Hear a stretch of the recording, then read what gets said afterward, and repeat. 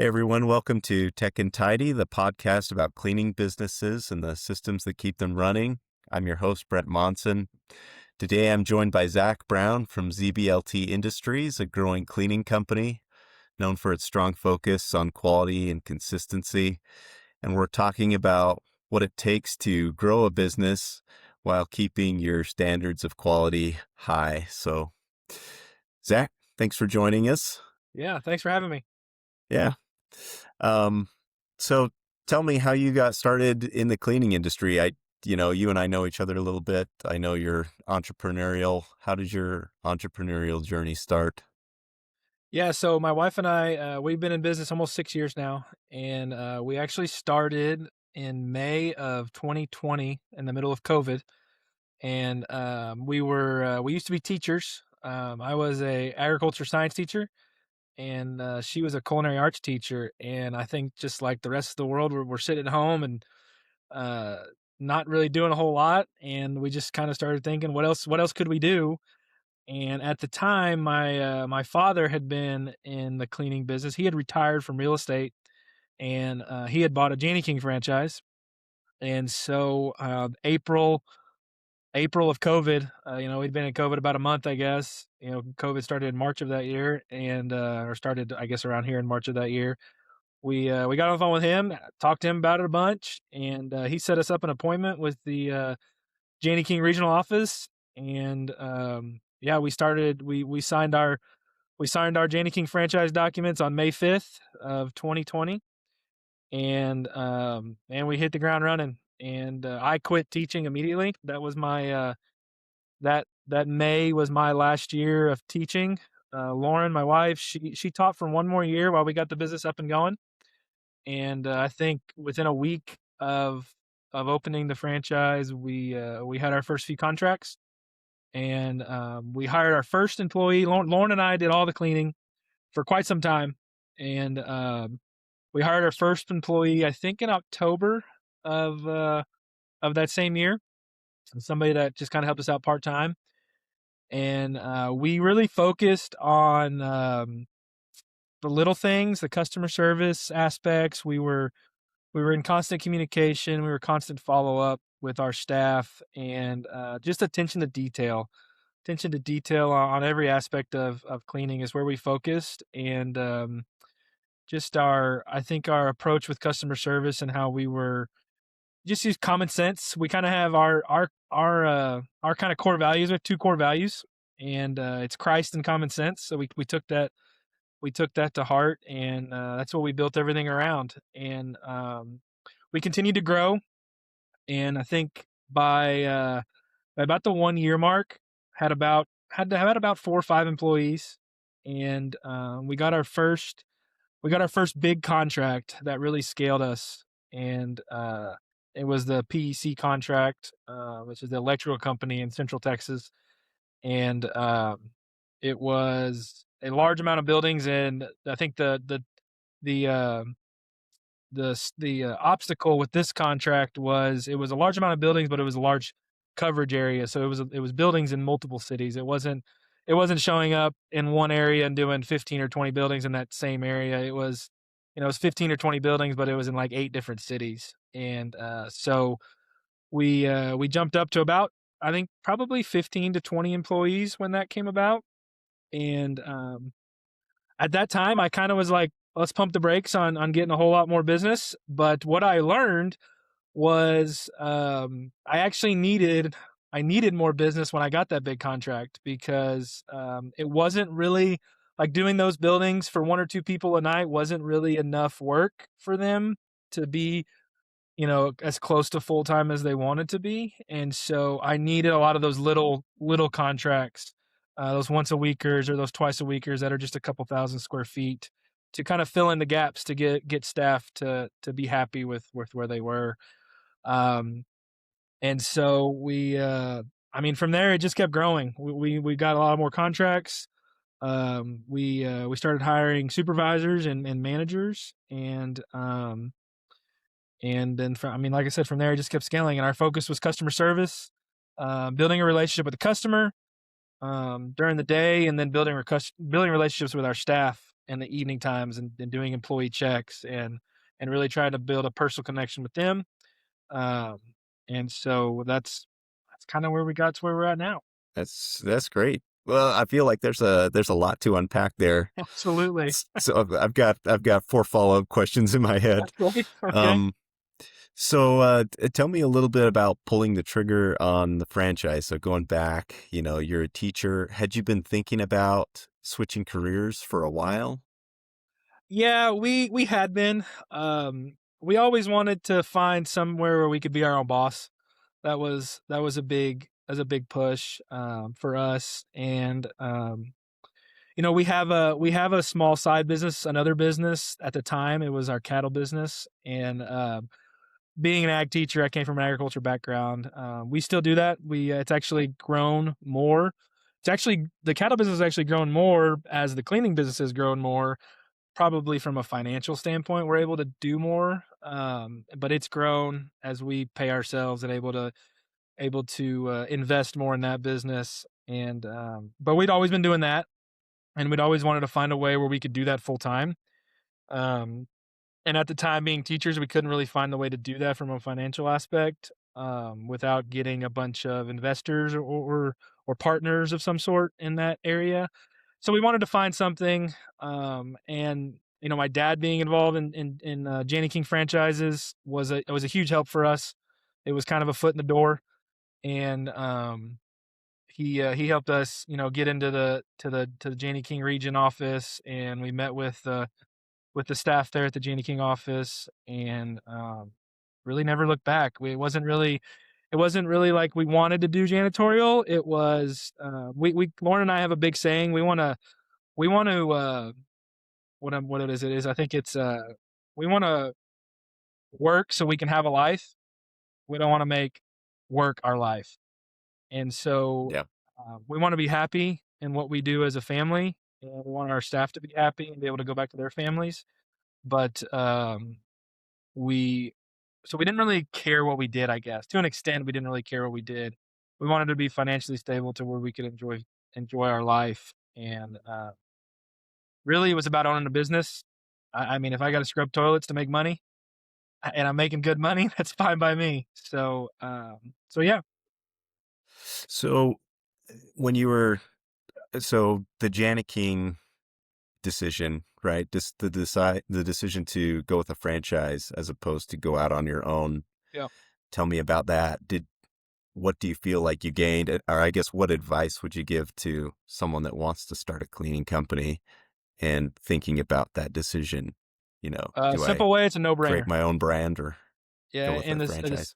yeah, the simple answer, it was a no-brainer. Yeah, we have Janney King fees we have to pay with our contract with them, royalties and different things that they require. But it really is a no-brainer. The support that they give you, we go out and we can find our own business. We do it all the time, and but they have a staff that works well, not really for us, but with us. We can send them leads. They have their own team that helps them find leads, but it's a whole that by itself is a whole area that we didn't have to stress about. I didn't have to hire a sales team. I didn't have to if I don't want to, I don't have to go out and do a lot of my own sales calls or sales pitches. They have a whole team that is there to help us to grow the business. So that's a huge plus. The other aspect that's a huge plus is the financial side of it, the billing, collections of funds. They take care of that. I don't have to go knock on doors to get paid so we can pay our staff. I know a lot of cleaning businesses in the area that where I've hired staff that have worked for other cleaning companies, and they'll tell me often that if their boss didn't get paid from the customer, then they wouldn't gonna get paid. Uh, and I don't have to worry about that. I don't we don't have that stress. I probably would never make that call if I was out on my own. I would always make sure my staff is paid for, but we don't ever have to worry about that.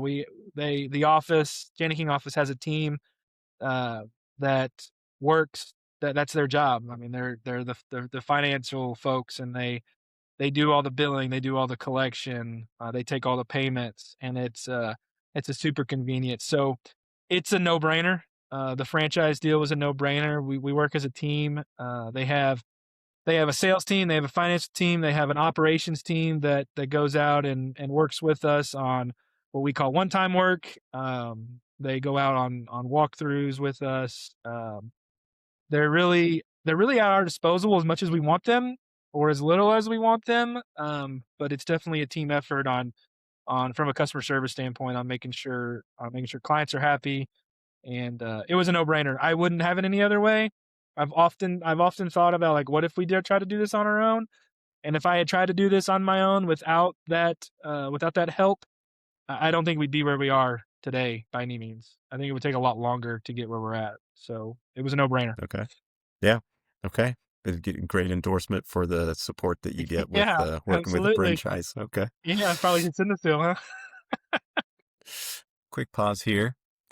If you're a new listener to Tech and Tidy, this show is presented by Clean Smarts, which is a cleaning management software platform our team created to solve a lot of the problems you hear discussed on these episodes.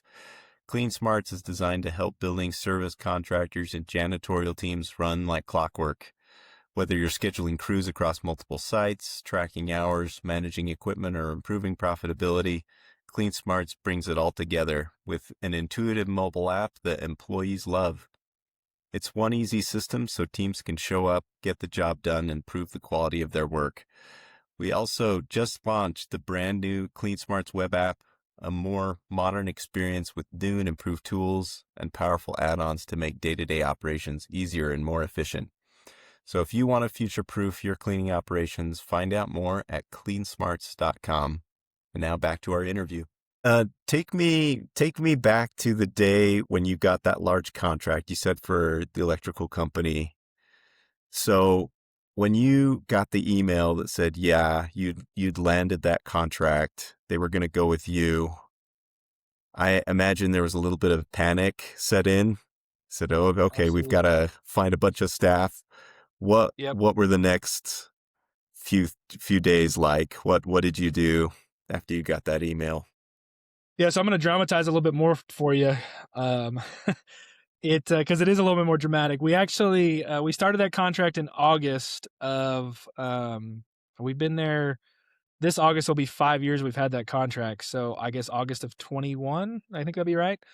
We started that contract August 1st of 2021, and so we actually were offered the contract. So in Janny King, the office, those bigger contracts, and most contracts, the office gets those contracts and has a sales team that works those contracts. And then once they get them signed, then they hand them out. They offer them to different franchise owners. And we actually were offered the contract the first time in May of 2021. I got a call from the office. The main person there, her name is Valerie, and she called. And at the time, they were going to split it up.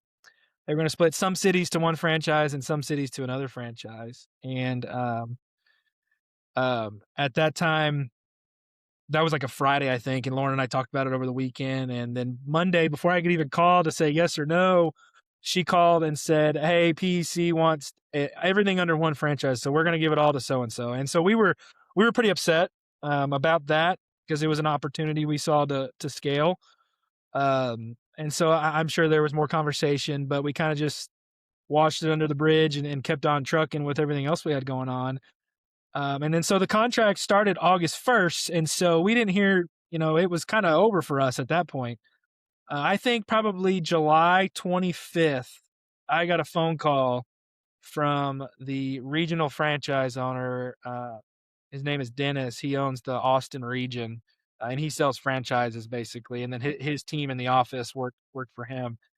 And I'll never forget where I was when I got the call, but he basically said, "How quickly can y'all get in here? We need to talk." And I think he mentioned PEC because I think I laughed at him on the phone because it was July 25th and the contract started in like 5 days, and it was like Oh man. 3 business days. And at the time we had like 5 employees, which included Lauren and I. And I was just like, how are we gonna pull this off? And so we went to the Janking office immediately. We pretty much dropped what we were doing, and we went to the office and met with them, put together a game plan. They explained what happened with the other franchise that just wasn't going to work out. Um, and so we went to work. We Their first proposal was that we needed to do a walkthrough, and it was going to take 2 days. And I told them that's not possible. I said I need to hire. I said we need to do walkthroughs. We need to get them done in a day or less. So we need to make the walkthroughs quick. I'll spend other times walking the buildings and familiarizing myself, but I needed to hire. I needed to see the buildings and I needed to hire. And so for 5 days and probably the first 2 months after, once the contract started, it was pretty rough. We were able to pull it off, and I think we hired 11 staff by August 1st. And so with those 11 staff plus Lauren and I and a supervisor, we were able to accomplish everything. Um, and actually, by the end of August, they added more buildings because they were happy. And I think it took a couple months to really get the staff we wanted in there. And it was a lot of hands-on us being there in the evenings. But yeah, that dramatizes a little bit more because of we got it at first, or we were offered it at first, and then it was basically taken away. And then 5 days before it's a big contract like that starts, to pull it off in 5 days was kind of it was kind of a blessing. So it was awesome. Yep.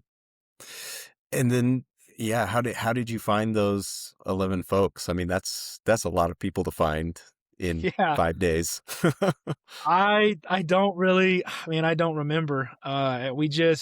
We were a lot of it was probably word of mouth, and I'll actually never forget Dennis. Dennis used to own a Janet King franchise just like Lauren and I. I believe he started in the Houston area before he bought the Austin region.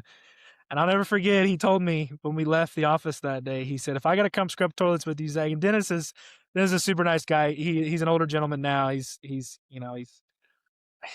he ever watches this, he'll probably shoot me for saying this, but he's more at the retirement age.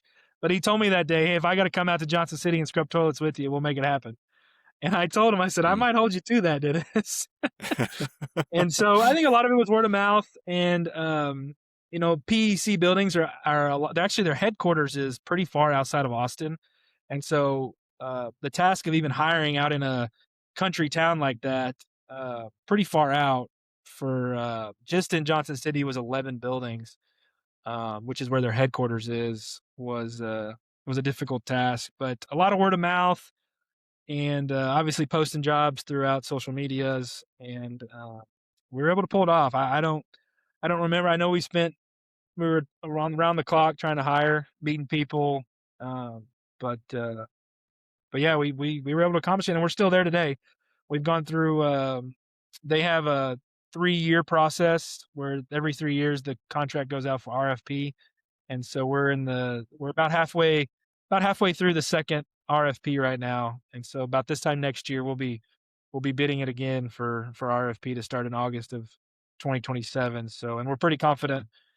We're pretty confident we'll still be out there. So, it's been a good contract. It's the contract that really took us from where Lauren and I were doing a lot of the cleaning with just maybe a few part-time folks to Lauren and I kind of stepping back and doing more managing of the business instead of the night to night cleaning. Yeah. Well, congratulations on the Yeah. yeah, I mean, it just that's a great story. I love, stories that kind of highlight, the scrappiness that it requires to Yeah, to run a absolutely. business. Yeah, and so now, you've grown since then. Looking back, do you think you would have done anything differently, or do you feel like you followed just the natural course of growing your cleaning company? Absolutely. I think I don't know that I'd change anything, but I think I've learned a lot about myself, learned a lot about Lauren and I. Having grace and mercy with staff and customers is huge. I don't have the most patience. I'm a pretty impatient person, and so having my wife sitting next to me, and she's laughing at me, but having to learn patience and working with the office on things. I've grown a lot in that aspect, and they would probably agree with me. But just patience, having grace, having mercy. Um, you know, customer service is probably the hardest aspect of janitorial work. Everybody can clean, and everybody can clean. They all think they can clean, but there is. I tell people all the time there is a little bit of an art to cleaning, um, and so having the patience with staff and to teach them those things, and having the patience with customers to work through their concerns is probably the thing I would wish I would have learned quicker. I think we're at a pretty good spot now with that, and but early on, I used to get really frustrated and had many of interesting conversations with people, and probably lost a few contracts because of my frustration and my lack of patience. And so that's probably the biggest thing that I would, if I were to go back and find something I could learn quicker, it would be that. Yeah. I know in your email signature you've got some Bible verses in there. Do you Yeah, feel like your faith kind of informs or helps ground you when you're faced with those absolutely. situations where it'd be easy to easy to judge, easy to fly off the handle? Yes, absolutely, and that's not something we're perfect at all today. Our foundation and our faith, I think it's something we grow in every day. And but I do think being a Christian and following the Bible has helped us a lot, and we try to implement that as much as we can in everything we do. Um, we kind of look at it as almost a way of uh, like a mission for us and a way to spread the word through our. We kind of feel like all of our staff come to us for a reason, and His reason, God's reason, and He brought us to Him. And how can we help them? Um, and I think the same sometimes with customers even. Sometimes we get some customers that can be pretty difficult, and shoot, maybe they just need some prayer. But absolutely, I think it's been a large part of us growing, personally as well as business owners, and the things we've learned, and just taking it back to Him and taking it back to the Bible, and learning how to properly act in each situation. And I think probably the one thing I've even learned most recently is it's not always going to be rainbows and sunshines and rainbows, I guess. But just taking a deep breath and knowing that we're going to be okay, and we're gonna get through it, and things will become they'll start. We'll learn from this, and we'll start to grow, and we'll get better, and we'll come out on the right side of the end. And I think that's important too. Yeah. Well, yeah, I'm it's a great perspective to have, right? That there's a purpose in the employees that you hire, there's a purpose in the clients that you interact with. So that's great. I love that. Um, well, I think this brings us to time, and Zach, just wanted to share my appreciation for joining us today, and maybe next time we'll get Lauren on the podcast too. I She's tried to sitting I next tried to to you, get her but on it. She didn't want to do it. But for nah, sure, I'd love to come that's back on. good. This is cool. This is really cool. Yeah. Well, yeah, appreciate you sharing your story, and yeah, maybe we'll have you on again. And um, it's been a pleasure getting to know you. Thanks for joining the podcast. Yeah. Thanks, Brent. Appreciate it. Okay. All right. For all of you who are listening, make sure to follow Tech and Tidy for more conversations like this with leaders and owners across the cleaning industry, and more episodes will follow. Thank you.